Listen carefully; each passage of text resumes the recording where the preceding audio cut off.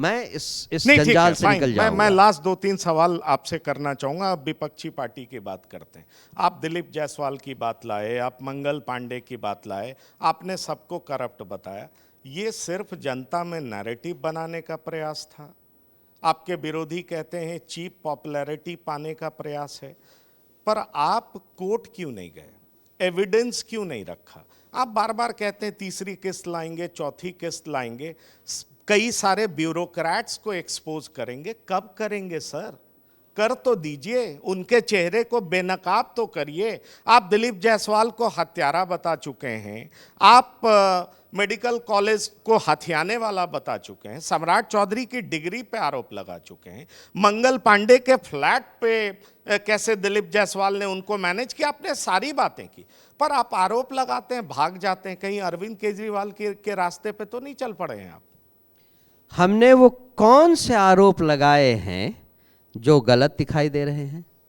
आप जनता से पूछिए, जो भी आरोप लगाए गए हैं उसका किसी ने कभी खंडन किया? नहीं, मेरे प्लेटफॉर्म से किया। सम्राट बहुत लंबे, मैंने यही पूछा था कि क्या आप प्रशांत किशोर से डरते हैं? तो उन्होंने यहां तक कह दिया कि क्या आपको उन्होंने ऑब्लाइज किया। आप समझ सकते हैं क्या कहना चाह रहे हैं। तो अब अगर हमारा इंटरव्यू देखेंगे तो उनको समझ में आएगा कि एक पत्रकार के तौर पर अपने दायरे में जो मैं काम कर सकता हूं वो कर रहा हूं, और टीवी 9 ने इसके लिए हमें मंच दिया। तो मैंने उनको वहीं पे खारिज किया था कि हम कभी भी किसी के बहकावे या किसी के प्रेशर में कोई सवाल नहीं करते और ना किसी तरीके से ऑब्लाइज्ड होते। पर मेरा सवाल ये जेन्युइन है, क्योंकि आपने कहा था तीसरी किस्त लाएंगे, कोर्ट ले जाएंगे, उस ऑफिसर को बेनकाब करेंगे जिसने दिलीप जायसवाल को क्लीन चिट दे दिया था। वो ऑफिसर कौन है सर? उनको कब कोर्ट लेके जा रहे हैं? जेल कब भिजवा रहे हैं? या सिर्फ जनता के बीच में नैरेटिव बना रहे हैं? दो पार्ट है।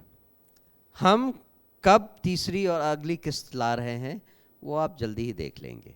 सर समय तो बता दीजिए, जब patience is running out sir, सब लोग जानना चाहते हैं। वो जल्दी हो जाएगा। और दूसरी चीज, जो कुछ जनता को बताना है वो हम जनता को बता रहे हैं। जो जनता को बताना है वो जनता को बता रहे हैं। अब इससे जिनको प्रॉब्लम है वो अपना क्लैरिफिकेशन दे दें। जनता हर समय ये समझती है कि अगर एम्बुलेंस बेचे गए हैं और उनके फेस पर करोड़ों रुपए कमाए गए हैं तो इसमें सच्चाई है या नहीं।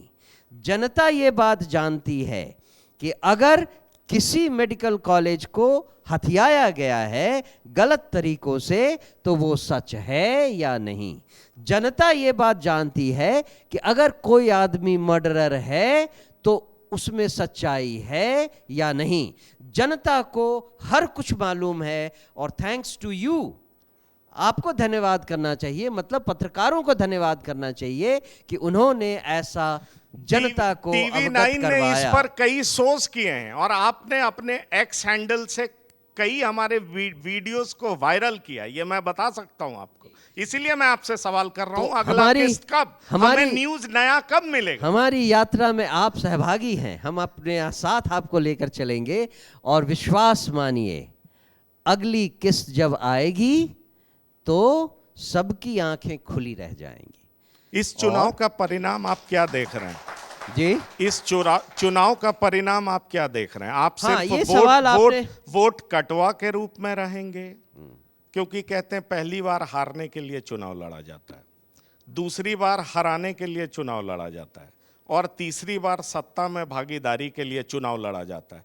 पर प्रशांत किशोर के पास इतना धैर्य नहीं है, ये आपके क्रिटिक्स कहते हैं। क्या इस बार आप सत्ता में आने के लिए चुनाव लड़ रहे हैं? और अगर आ गए तो एक दलित चीफ मिनिस्टर बनेगा, एक ब्राह्मण चीफ मिनिस्टर बनेगा, या एक ठाकुर चीफ मिनिस्टर? एक आप सवाल एक बार में एक करें तो आंसर देने में सुविधा होती है। आप 5 सवाल पूछते हैं और एक्सपेक्ट करते हैं कि मैं सबका जवाब दे दूं। तो सबसे पहली बात मैं आप सबको याद दिलाना चाहूंगा, जनता को, आप सबको तेलुगु देशम याद है? तेलुगु देशम जब आई थी तो पहले चुनाव में क्या हुआ था? और पहले चुनाव में हम जो आपने प्रोवर्ब यूज किया कि पहले चुनाव में क्या कहा आपने, हारने के लिए, फिर दूसरे में हराने के लिए, और तीसरी बार सत्ता में भागीदारी उसका तो अपवाद ऑलरेडी है, और हम भी अपवाद से बढ़कर कुछ आपको दिखाएंगे, इसकी कोशिश जारी है। दूसरी चीज कि हम जनसुराज में शासन पाने के लिए नहीं लड़ रहे, शासन पाकर शक्ति में आ जाना, पावर ग्रैब कर लेना दूसरे राजनीतिक दलों की नीयत होती है। इसका एक सबसे प्राइम एग्जाम्पल है कि हमने बार बार ये डिक्लेयर किया है कि हम न तो कोई प्री पोल अलायंस करेंगे, न ही कोई पोस्ट पोल अलायंस करेंगे। अलायंस वो करते हैं जो किसी भी तरह से सत्ता में आने के लिए मरे जा रहे हैं, किसी भी तरह से पावर पे आ जाएं, गद्दी पे बैठ जाएं, इसकी कोशिश में मरे जा रहे हैं, वो लोग गठबंधन करते हैं। हम गठबंधन के खिलाफ हैं, क्योंकि हम यहां शासन के लिए नहीं आए हैं, हम यहां व्यवस्था परिवर्तन के लिए आए हैं। व्यवस्था परिवर्तन के लिए हमें ऐसे लोगों को साथ में लेकर चलना होगा जो व्यवस्था परिवर्तन में हमारा साथ दे सकें। बाहुबली और माफिया के लोग और गुंडे लोग हमारे साथ अगर आए तो वो बिहार की व्यवस्था नहीं बदल पाएंगे। हम ऐसे लोगों को चुनने में लगे हैं जो हमारे साथ जब चले तो व्यवस्था परिवर्तित हो सके। इसीलिए हर रोज जितने कार्यक्रम जनसुराज के आज हो रहे हैं उतने किसी भी राजनीतिक दल के नहीं हो रहे हैं। लगभग 3 से 5 लाख लोग हर रोज जनसुराज से जुड़ते जा रहे हैं। पूरे बिहार में 3 से 5 लाख लोग जनसुराज से हर रोज जुड़ते आ रहे हैं।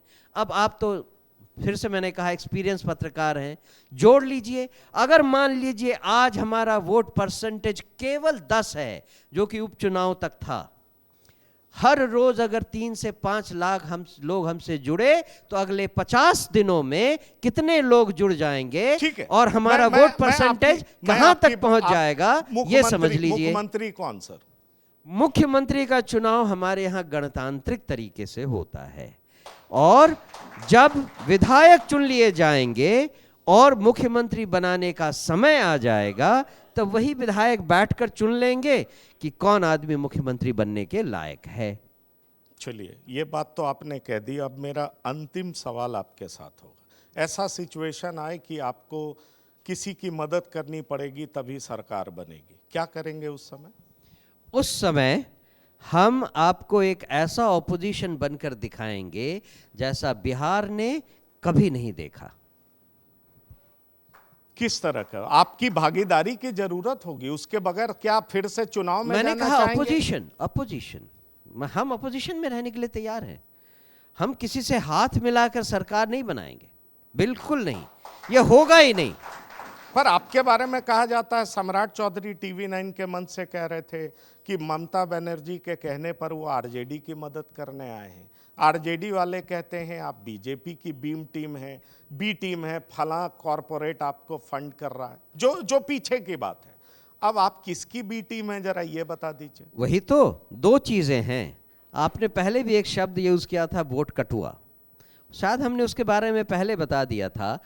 हम वोट कटुआ हैं क्योंकि हम नई पार्टी हैं।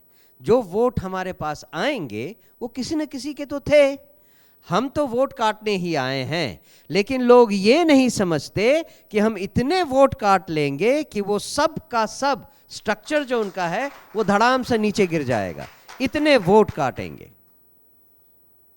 जेडीयू के बारे में आपका क्या सोचना? अच्छा, और दूसरी चीज आपने कही, हर कोई हमें दूसरे की बी टीम कह रहा है।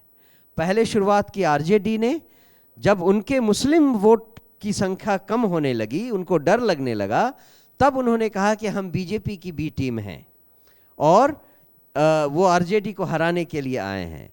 अब कुछ दिनों से आपके ग्रेट लोग बीजेपी वाले ये कहने लगे हमारे हैं लोग नहीं है सर, कि हम, वो आप ही के लोग कि हैं, हम आप ही उनके साथ RJD काम के किए, बी आपके टीम हैं। प्रशांत जी ने, हमारे लोग नहीं वो है लोग सर। कहने जी। लगे हैं कि हम आरजेडी के बी टीम हैं। मैं आपको आज आश्वस्त करता मैं हूं, टीवी 9 का हूं और टीवी 9 के लोग हमारे हैं। मैं टीवी 9 को आश्वस्त करता हूं कि न तो हम बीजेपी की बी टीम है, न ही आरजेडी की बी टीम है, हम जनता की ए टीम है, और यही आप चुनाव के रिजल्ट में भी देखेंगे। चलिए सर, आप टीवी 9 के मंच पर आए, बहुत तरह के मैंने कड़े सवाल भी पूछे, पर मैं अप्रिसिएट करूंगा कि हर सवाल का जवाब आपने बड़ी ही साफ गोई से दिया और बड़ी ही सहजता से दिया। टीवी 9 के मंच पर आने के लिए बहुत बहुत धन्यवाद और शुक्रिया। बहुत बहुत धन्यवाद, और आपको भी मेरी शुभकामनाएं।